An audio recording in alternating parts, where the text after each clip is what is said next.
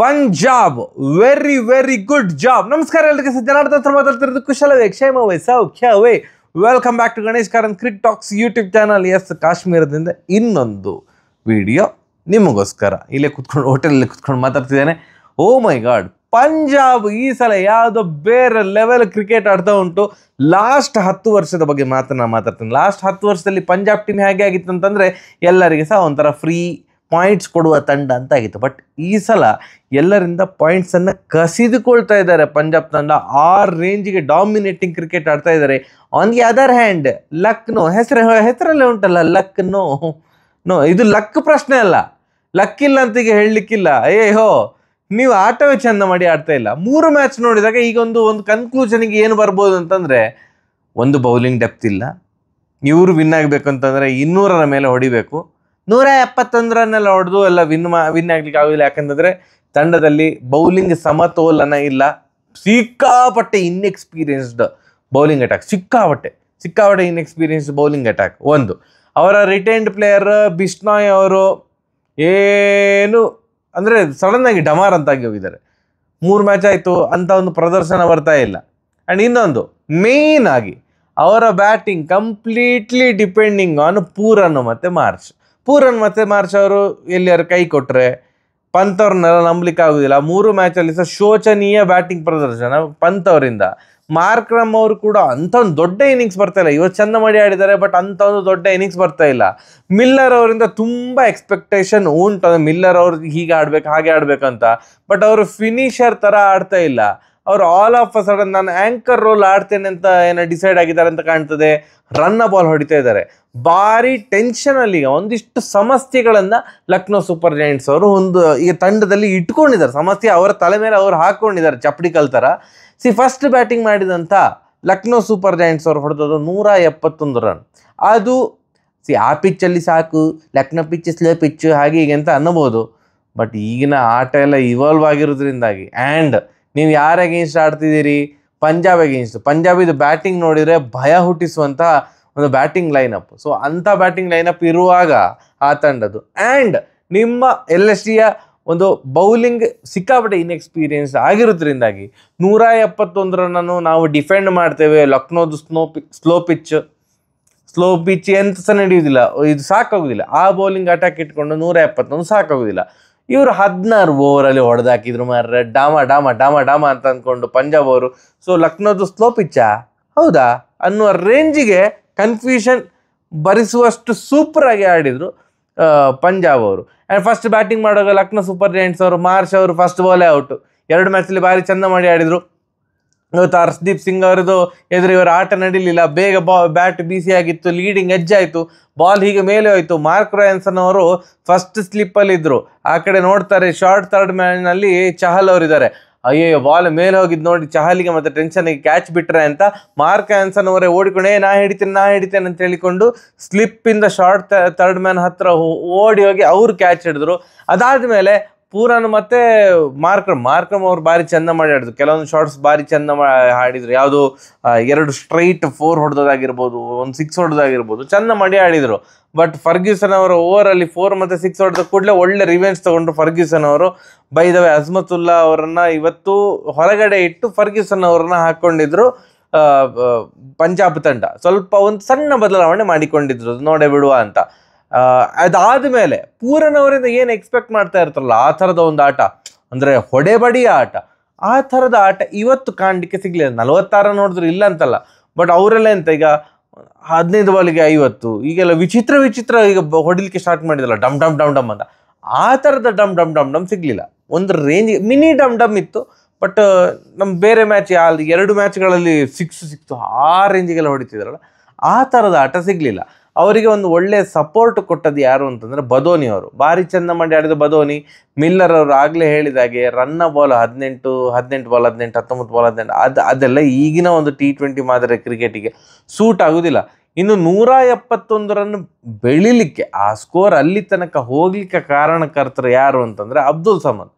12 ಬಾಲಿಗೆ 27 run, ಅದೊಂದು ಕ್ವಿಕ್ಕಾಗಿ ಒಂದು ಅಷ್ಟು ಡಮ್ ಅಂತ ಹೊಡೆದಾಕಿದ್ರಲ್ಲ, ಅದು ಅವರ ದೆಸೆಯಿಂದಾಗಿ ಏನಾಯಿತು, ಒಂದು 160ಕ್ಕೆ ತೃಪ್ತಿ ಆಗ್ಬೋದೇನೋ LSG ಅಷ್ಟೇ ಅಂತ ಅಂದ್ಕೊಳ್ತಾ ಇದ್ದಾಗ ಸಡನ್ ಆಗಿ 170 ಕ್ರಾಸ್ ಆಗುವಾಗೆ ಮಾಡಿದ್ದು ಅಬ್ದುಲ್ ಸಮದ್ ಅವರು. ಬಟ್ ಯಾರಿಂದ ಕೂಡ ಸಿಕ್ಕಾಪಟ್ಟೆ ದೊಡ್ಡ ಇನ್ನಿಂಗ್ಸ್ ಬರಲಿಲ್ಲ.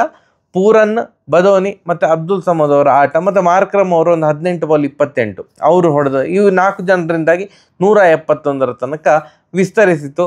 ಚಹಲ್ ಅವರು ಮೇಯ್ನ್ ಆಗಿ ಆ ಪೂರನ್ ಅವರ ವಿಕೆಟ್ ತೆಗೆದು ಅದು ಬಿಗ್ಗೆಸ್ಟ್ ಅಡ್ವಾಂಟೇಜ್ ಆಯಿತು ತಂಡಕ್ಕೆ. ಯಾಕಂತಂದರೆ ಪೂರನ್ ಅವರು ಇದ್ದಷ್ಟು ಹೊತ್ತು ಸಹ ಡೇಂಜರಸ್ಸೇ.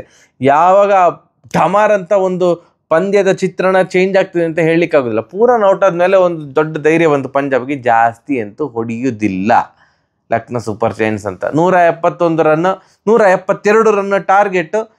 ಪ್ರಿಯಾಂಶ್ ಆರ್ಯ ಅವ್ರನ್ನ ಬೇಗ ಕಳೆದುಕೊಂಡಿದ್ದು. ಬಟ್ ಓ ಮೈ ಗಾಡ್, ಇವತ್ತಿನ ಮ್ಯಾಚಿನ ಕೆಲವೊಂದು ಅದ್ಭುತ ಶಾಟ್ಸ್ಗಳು ಜಾಸ್ತಿ ಹೊಡೆದದ್ದು ಪ್ರಭ್ ಸಿಮ್ರನ್ ಸಿಂಗ್ ಅವರನ್ನು ರಿಟೈನ್ ಮಾಡಿದ್ದಕ್ಕೂ ಸಾರ್ಥಕ ಅನ್ನುವ ರೀತಿಯಲ್ಲಿ ಏನು ಚಂದ ಮಾರೆ.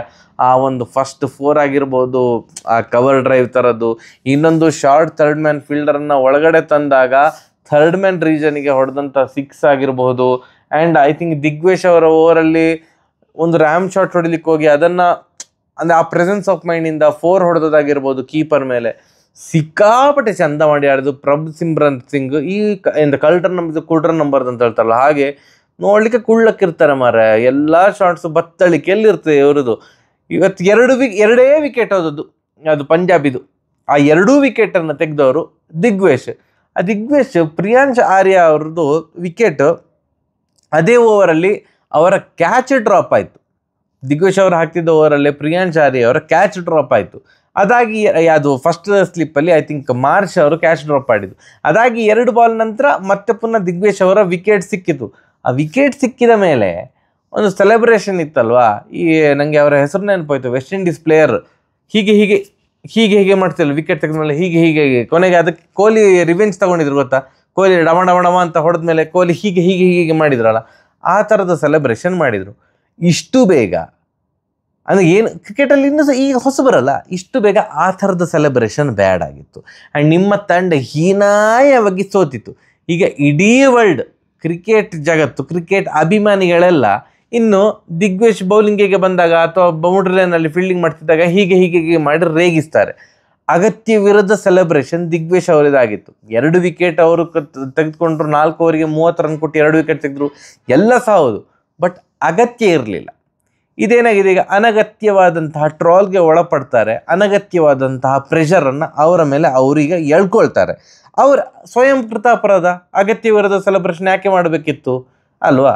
ಸೊ ನಾವೇನು ಹೇಳಲಿಕ್ಕೆ ಹೋಗೋದಿಲ್ಲ. ಈಗ ಇವ ಮಾಡಿದ್ನಲ್ಲ ಮಾರ್ರೆ, ಅಬ್ರಾರ್ ಅಲ್ಲ ಅವನ ಪಾಕಿಸ್ತಾನದ ಬೌಲರು, ಹೀಗೆ ಮಾಡಿ ಹೀಗೆ ಮಾಡಿದ್ನಲ್ಲ ಗಿಲ್ಲಿಗೆ, ಮ್ಯಾಚ್ ಹೀನಾಯಾಗಿ ಸೋತರು ಪಾಕಿಸ್ತಾನ.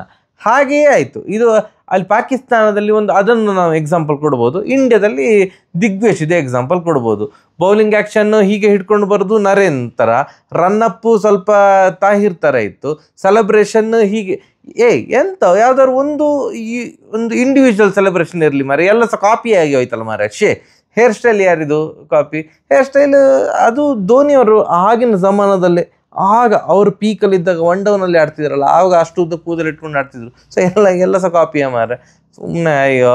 ಆ್ಯಂಡ್ ಪ್ರಭ್ ಸಿಮ್ರನ್ ಸಿಂಗ್ ಸೂಪರಾಗಿ ಆಡಿದರು. 34 ಬಾಲಿಗೆ 69 ರನ್, ಅದ್ಭುತ. ಅವರು ಔಟ್ ಆದರು ಕೊನೆಗೆ, ದಿಗ್ವಿಶ್ ಅವರು ಬೌಲಿಂಗಲ್ಲಿ ಔಟ್ ಆದರು. ಆ್ಯಂಡ್ ಅವರ ಕ್ಯಾಪ್ಟನ್ ಶ್ರೇಯಸ್ ಅಯ್ಯರ್, KKR ನಂಗೆ ಇನ್ನೂ ಸಹ ಅರ್ಥ ಆಗ್ತದೆ, ಯಾಕೆ ಬಿಟ್ರಿ? ಆಯ್ತು ರಿಟೈನ್ ಮಾಡಲಿಲ್ಲ, ಇಟ್ಸ್ ಓಕೆ. ನೀವು ಎಂತ ಮಾರ ಆಕ್ಷನಲ್ಲಿ ತಗೊಳ್ಳೋದಿಲ್ಲ, ಶ್ರೇಯಸ್ ಅಯ್ಯರ್ ಅವ್ರನ್ನು ತಗೊಳ್ಳಿಲ್ಲ, ನನಗೆ ಅರ್ಥವೇ ಆಗಲಿಲ್ಲ. 32 ಬಾಲಿಗೆ 50 ರನ್, ಅಮೇಝಿಂಗ್. ಮತ್ತು ಇಂಪ್ಯಾಕ್ಟ್ ಪ್ಲೇಯರ್ ಆಗಿ ಬಂದಂಥ ವಾದೇರ ಅವರು ಕೂಡ ಸಿಕ್ಕಾಪಟ್ಟೆ ಚೆನ್ನಾಗಿ ಆಡಿದರು. ಅವರು ಐ ಥಿಂಕ್ 25 ಬಾಲಿಗೆ 43 ರನ್ ಹೊಡೆದ್ರು. ಶ್ರೇಯಸ್ ಅಯ್ಯರ್ ಮತ್ತು ವಾದೇರ ಇಬ್ಬರು ಕೂಡ 3 4 4 6 ಸಮನಾಗಿ ಹಂಚಿಕೊಂಡ್ರು. ಆ ಕಡೆ ಪ್ರಭ್ ಸಿಮ್ರನ್ ಸಿಂಗ್ 9 4 3 6. ಅದ್ಭುತ ಅಪ್ಪ. ಈ ಪಂಜಾಬ್ ಟೀಮನ್ನು ಸೋಲಿಸಲಿಕ್ಕೆ ಅಂದರೆ ಈಸಿಯಾಗಿ ಸೋಲಿಸಲಿಕ್ಕಾಗುತ್ತೆ, ಅಷ್ಟು ಶಕ್ತಿ ಮೀರಿ ಪ್ರಯತ್ನ ಮಾಡಿದರೆ ಮಾತ್ರ ಪಂಜಾಬ್ ತಂಡವನ್ನು ಸೋಲಿಸಲಿಕ್ಕಾಗ್ತದೆ ಅಂತ ನಾನು ಅಂದ್ಕೊಳ್ತಾ ಇದ್ದೇನೆ. ವಂಡರ್ಫುಲ್ ಟೀಮು, ಒಳ್ಳೆ ಬ್ಯಾಲೆನ್ಸ್ ಉಂಟು, ಬೌಲಿಂಗ್ ಸೂಪರ್ ಉಂಟು, ಬ್ಯಾಟಿಂಗ್ ಸೂಪರ್ ಉಂಟು. ಕಪ್ತಾನ ಅಂತೂ ಚಿಂದಿ ಚಿತ್ರಾನ್ನ, ಸೂಪರ್ ಕೂಲ್ ಕಪ್ತಾನ. ಚಿಲ್ಲಾಗಿರ್ತಾನೆ, ಯಾವುದಕ್ಕೂ ಟೆನ್ಷನ್ ಮಾಡಿಕೊಳ್ಳೋದಿಲ್ಲ. ಆ್ಯಂಡ್ ಒಂದು ಪಾಡ್ಕಾಸ್ಟಲ್ಲಿ ಆಲ್ರೆಡಿ ಶಶಾಂಕ್ ಸಿಂಗ್ ಅವರು ಹೇಳಿದರು, ಪಂಜಾಬ್ ಈ ಸಲ ನಂಬರ್ 2 ಅಲ್ಲಿರ್ತದೆ, ಅಂದರೆ 1 ಅಥವಾ 2 ಅಲ್ಲಿರ್ತದೆ ಪಾಯಿಂಟ್ಸ್ ಟೇಬಲಲ್ಲಿ ಅಂತ. ಅದಕ್ಕೆ ಕರೆಕ್ಟಾಗಿ ಅವ್ರು ಆಟ ಆಡ್ತಾ ಇದ್ದಾರೆ. ಆರೋಗೆನ್ಸ್ ಅಂತ ಕೆಲವರಿಗೆ ಅನ್ನಿಸ್ಬೋದು, ಬಟ್ ಅವ್ರು ನುಡಿದಂತೆ ನಡೀತಿದಾರಲ್ಲ, ಅದಕ್ಕಿಂತ ಇನ್ನೇನು ಬೇಕು ನೋಡುವ.